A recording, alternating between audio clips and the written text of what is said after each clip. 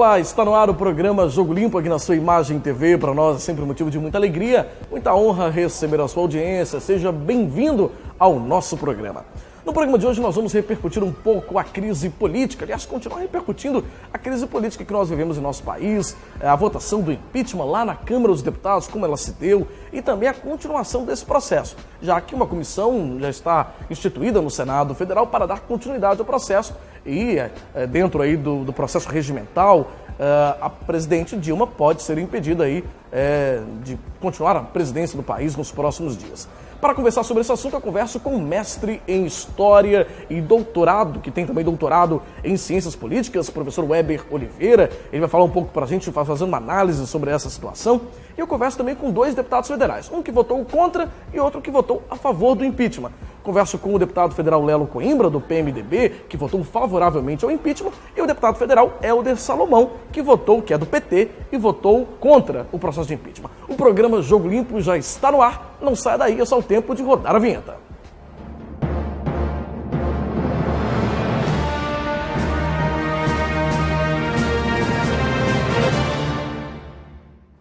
Muito bem, e como nós anunciamos na abertura do programa, eu converso agora com o professor da UFES, mestre em História e doutor em Ciências Políticas, professor Weber Oliveira. Professor, bem-vindo ao programa Jogo Limpo. Obrigado.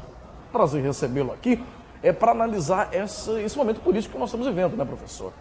O senhor, como tem doutorado nessa área de Ciências Políticas, como que o senhor analisa essa situação atual, né, professor? Como se deu esse processo de impeachment? Aliás, o início do processo de impeachment, né, essa votação na Câmara dos Deputados, como que o senhor tem analisado essa situação?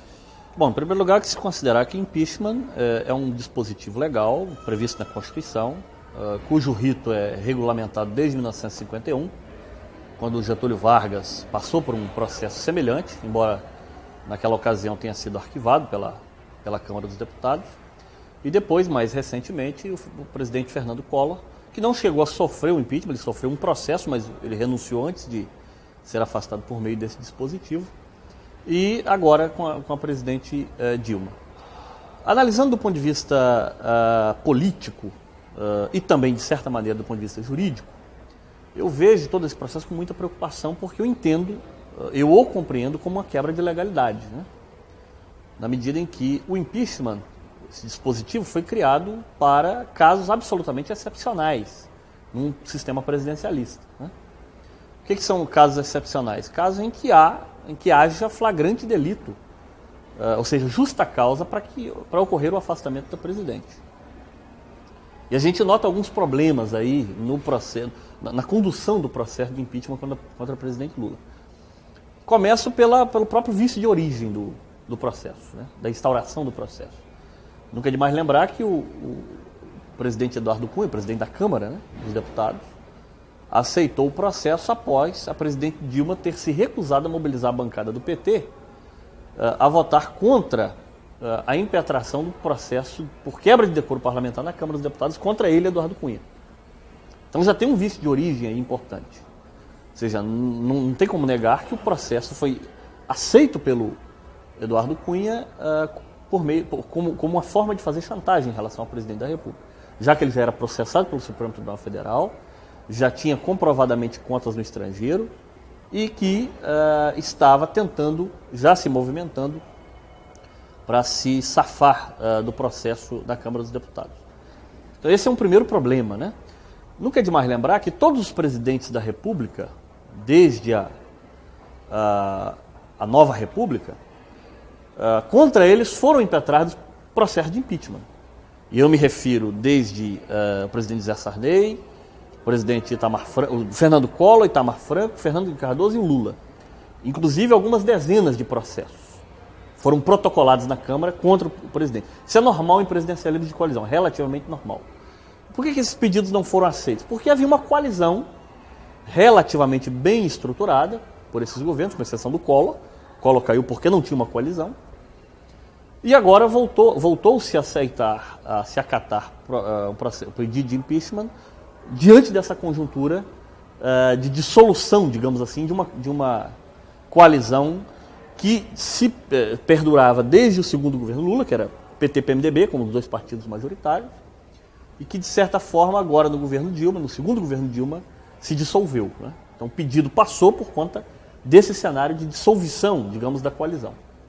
Professor, o senhor fala agora sobre esse ambiente de quebra de coalizão que poderia ter facilitado.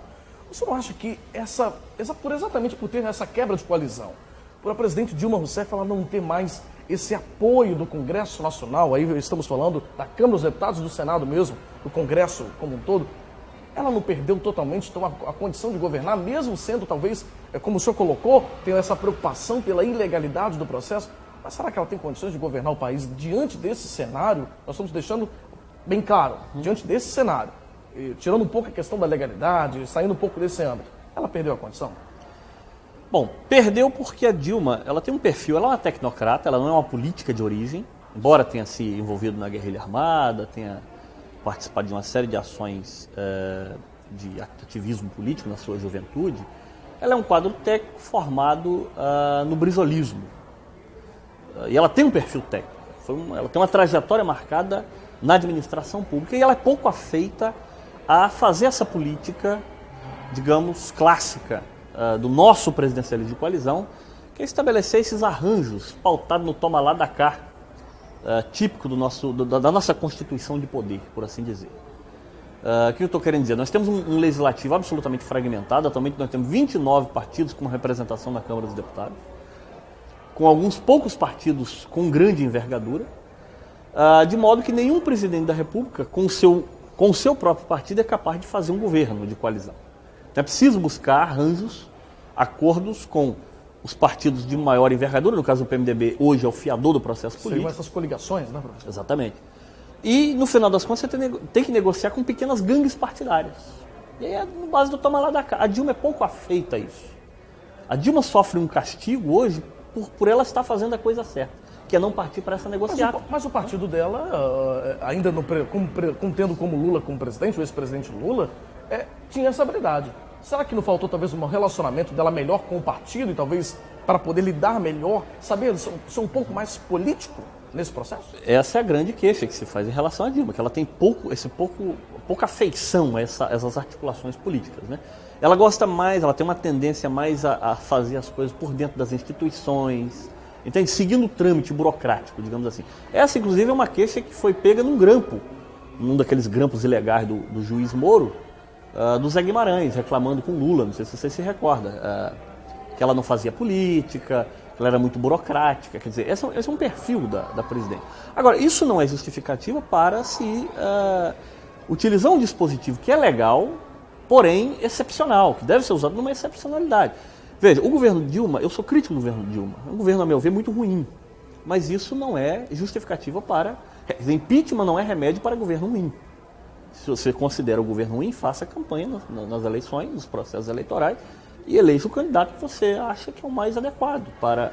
E agora, e aí esse é um ponto. Outro ponto é o seguinte, não há situação confortável. Por exemplo, o Michel Temer, que é o vice-presidente que deve assumir, em se confirmando o afastamento da presidente, ele não é capaz de governar, de estabelecer uma governança do seu próprio partido, do PMDB. O Temer não tem sequer voto em São Paulo, no seu estado, né?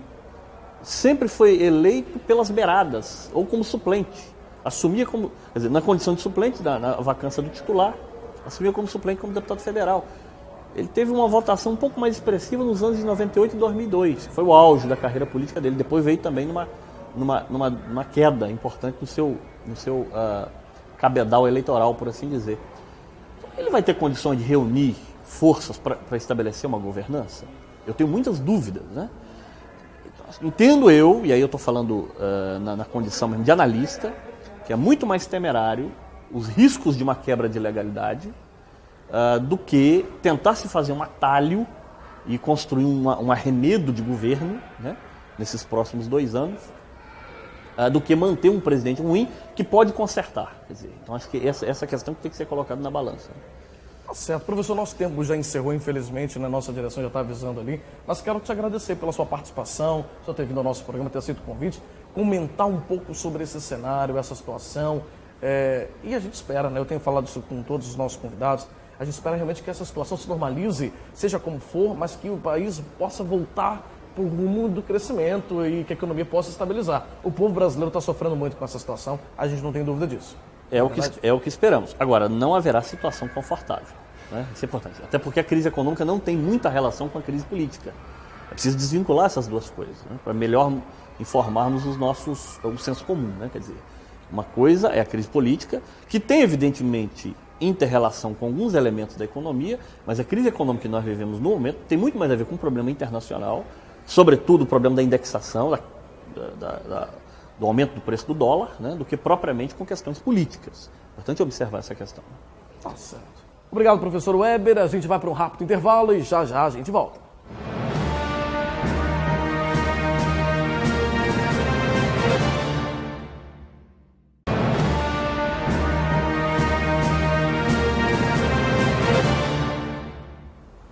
Muito bem, estamos de volta com o programa Jogo Limpo aqui na sua Imagem TV. E nesse segundo bloco a gente recebe o deputado federal Helder Salomão do PT. Deputado, bem-vindo ao programa Jogo Limpo. Mais uma vez, é bom recebê-lo. Eu agradeço pela oportunidade de conversar com você e também com todos aqueles que acompanham o seu programa. Obrigado, deputado. Deputado, a gente viveu nos últimos dias, nas últimas semanas, momentos, aliás, a gente está vivendo ainda, né? Momentos de muita dificuldade lá em Brasília, no cenário político de uma forma geral, né?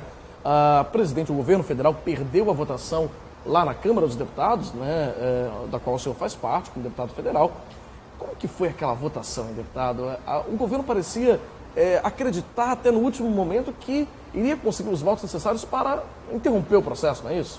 Sim, na verdade, nós estamos vivendo um momento de turbulência na economia internacional, na economia brasileira, e, além da turbulência na economia, também uma crise na política. Desde o resultado das eleições de 2014, que a oposição mantém-se no palanque tentando inviabilizar o governo. E o resultado da votação no dia 17 de abril, quando foi votada a admissibilidade do impedimento da presidente, ele foi fruto e resultado de um grande embate político que nós tivemos. Na verdade, a pressão foi muito grande, né? Setores fortes da política nacional, do empresariado, da grande imprensa, que trabalhou insistentemente para que se criasse esse impasse. E o governo, obviamente, acreditava que seria possível derrotar o impeachment na Câmara Federal. Nós não conseguimos. E por que nós acreditávamos na vitória na Câmara? Porque o fundamento do processo que culminou na votação na Câmara e que agora será votado pelo Senado é um processo sem consistência. É um processo que coloca como crime de responsabilidade as pedaladas fiscais, quando, na verdade, nós sabemos que pedalada fiscal não pode se caracterizar como crime de responsabilidade. Primeiro, porque outros presidentes praticaram as chamadas pedaladas fiscais, que não significam prejuízo para a União.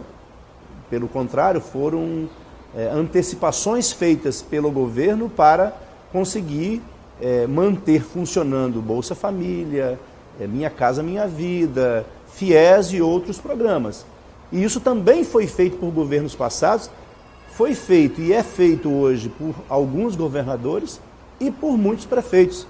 Então, por que punir apenas a presidente, visto que esta prática, claro que pode ser mudada, é também verificada em outras esferas de governo e pelos ex-presidentes que já governaram o nosso país.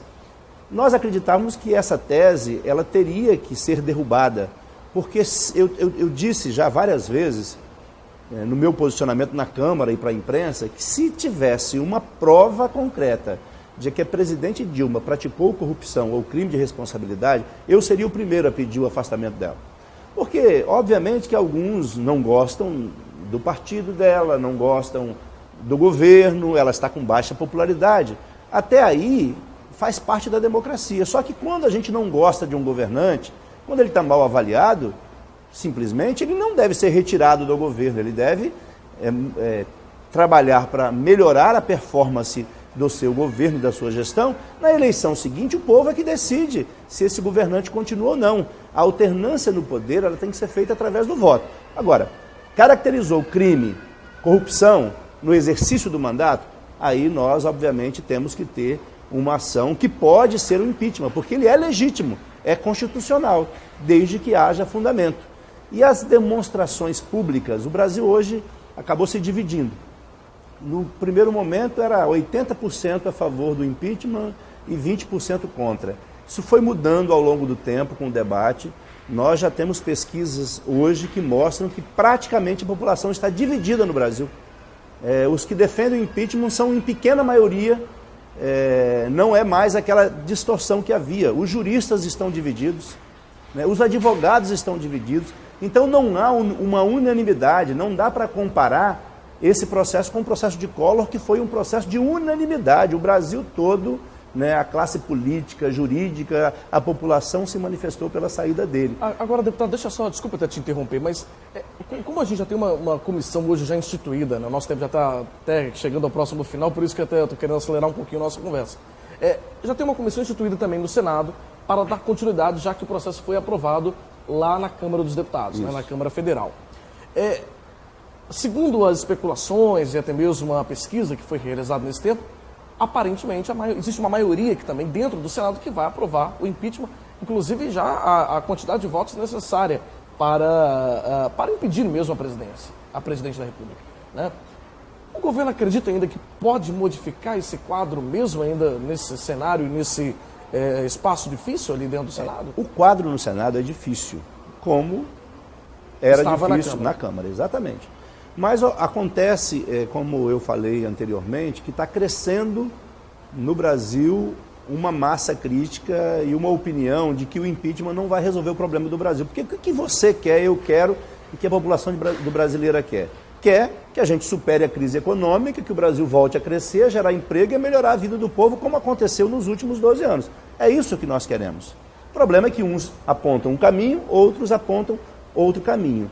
O que ocorre nesse momento é uma movimentação na sociedade que começa a verificar que o impeachment não é uma solução para os problemas do Brasil, até porque um possível governo Temer sem credibilidade teria enormes dificuldades, né? Veja que a votação no dia 17 na Câmara foi um negócio ridículo.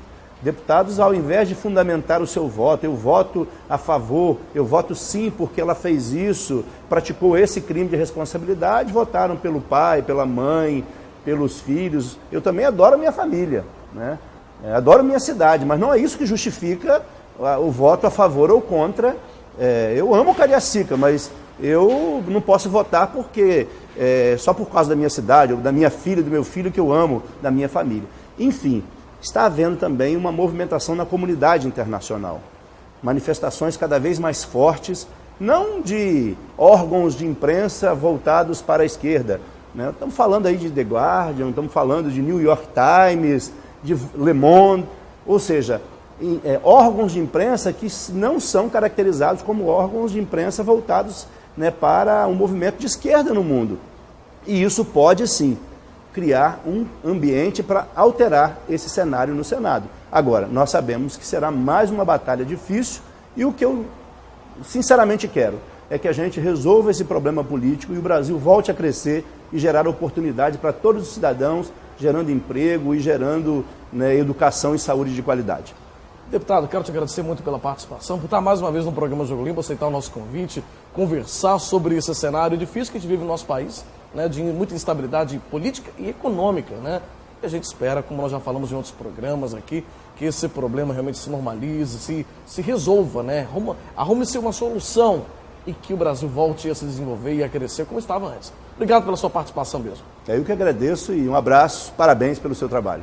Muito bem, a gente vai para um rápido intervalo e já a gente volta, não saia daí.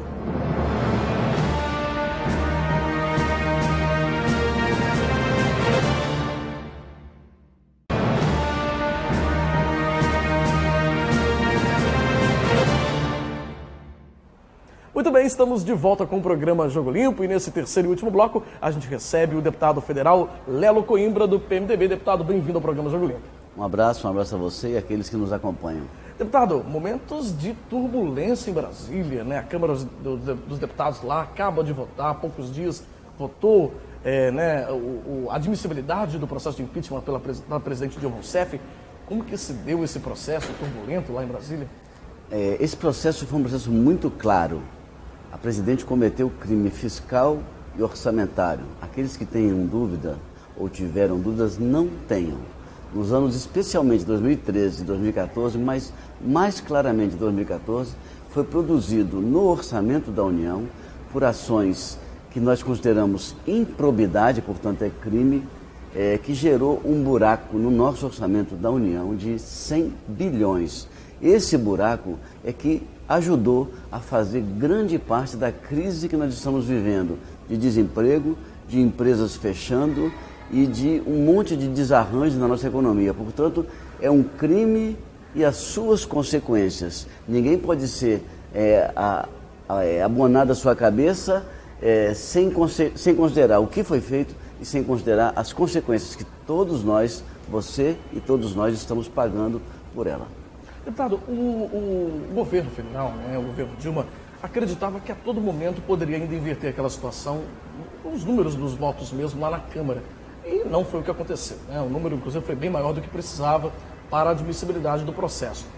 O senhor acredita que essa derrota na Câmara, em primeiro momento, ela já indica realmente que, como nós já temos números também do próprio Senado, dos deputados, dos senadores que são a favor, o processo vai acontecer? A presidente realmente será impedida nos próximos dias? Eu não tenho dúvida, Adriano. Na Câmara, o que o governo fez? O governo montou um gabinete no Palácio com a presidente Dilma e montou um outro gabinete com esse presidente no hotel ao lado, chamado Tulip, que a gente apelidou de Tulipão. Lá o ex-presidente oferecia ministério, oferecia cargos, oferecia vantagens, mas mesmo assim, com tudo isso, eles acreditavam que iam ter voto suficiente, mas mesmo com tudo isso, fazendo o que eu chamei lá no Congresso de xepa. Xepa é o final do final da feira, aquela feira livre que a gente acompanha. Xepa é aquele restinho da feira mesmo. Mesmo fazendo isso, eles não conseguiram ter 171 votos. 171 votos de 513, um governo que não tem isso, e ele teve 137, um governo que não tem 171 votos, não, mesmo se tivesse 172, 173, 180, 180, não teria capacidade de governar, porque não tem base política para governar. Portanto, o governo não só perdeu essa votação, o governo se desmoralizou e consolidou que tanto a presidente quanto o ex-presidente, não tem mais bases sólidas no parlamento, tanto na Câmara quanto no Senado, e o processo que está em curso está demonstrando isso. A comissão está concluindo o seu trabalho de votação, vai a plenário. Na comissão os votos já são suficientes e no plenário tudo indica que está se constituindo uma maioria exatamente à semelhança do que houve na Câmara, de 2/3 ou mais do que 2/3. Muito sólida. Portanto, eu acredito que após a votação do Senado, a presidente seja afastada e, no seu lugar, assume constitucionalmente, Adriano, é importante saber disso, ninguém está tirando a presidente por um golpe, está tirando a presidente porque ela foi incapaz, as condições de governar ela perdeu, ela não consegue, não reúne mais condições para cuidar do país, para governar o país, e o instrumento que a nossa Constituição Federal prevê, que o Supremo Tribunal Federal organizou no texto chamado Rito do Impeachment, é esse: afasta a presidente e assume em seu lugar o vice-presidente. Portanto, é uma substituição prevista na Constituição. Deputado, fala-se muito na falta de capacidade de governabilidade da presidente Dilma Rousseff, principalmente após esse cenário que nós acompanhamos em Brasília nos últimos dias. Agora se discute também a capacidade do vice-presidente, nos próximos momentos, como presidente, para conseguir reverter essa situação. O senhor analisa, o senhor tem essa proximidade com o vice-presidente Michel Temer, o vice-presidente, ele vai conseguir, como presidente, reverter e melhorar essa situação das relações políticas mesmo, lá em Brasília, com o Congresso Nacional? A minha avaliação é que qualquer que fosse, ou qualquer que seja o resultado dessa votação, os tempos e as situações serão difíceis daqui por diante. Se for pela permanência da Dilma, que eu não acredito, será muito difícil porque nós não temos perspectiva nenhuma. Com o Temer será difícil porque nós teremos que reconstituir as alianças, reconstituir o governo, reconstituir o ministério, vamos ter que remontar uma base política. Não será fácil, será difícil, porque medidas duras terão que ser tomadas.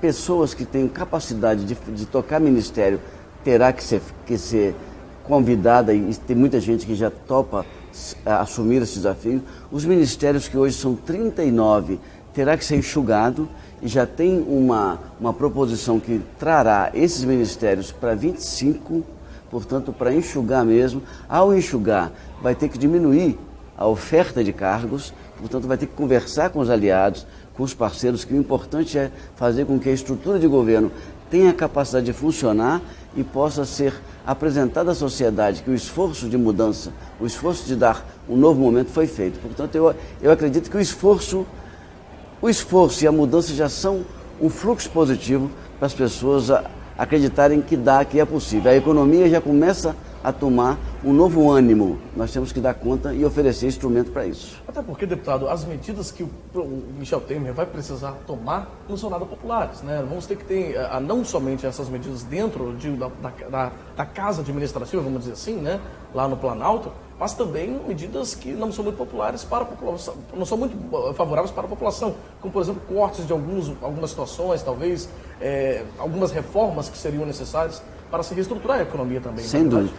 Teremos reforma no campo da Previdência, no campo da economia e tributo, no campo de um conjunto de coisas que são reformas que vão ter como consequência insatisfações, mas vão ter como resultado o equilíbrio da economia e um novo momento para a economia brasileira. Acho que são importantes e necessárias, e é preciso que a sociedade compreenda que precisamos passar por essa turbulência para encontrarmos um mar calmo. Deputado, encerrando, o nosso tempo já está acabando, mas a última pergunta.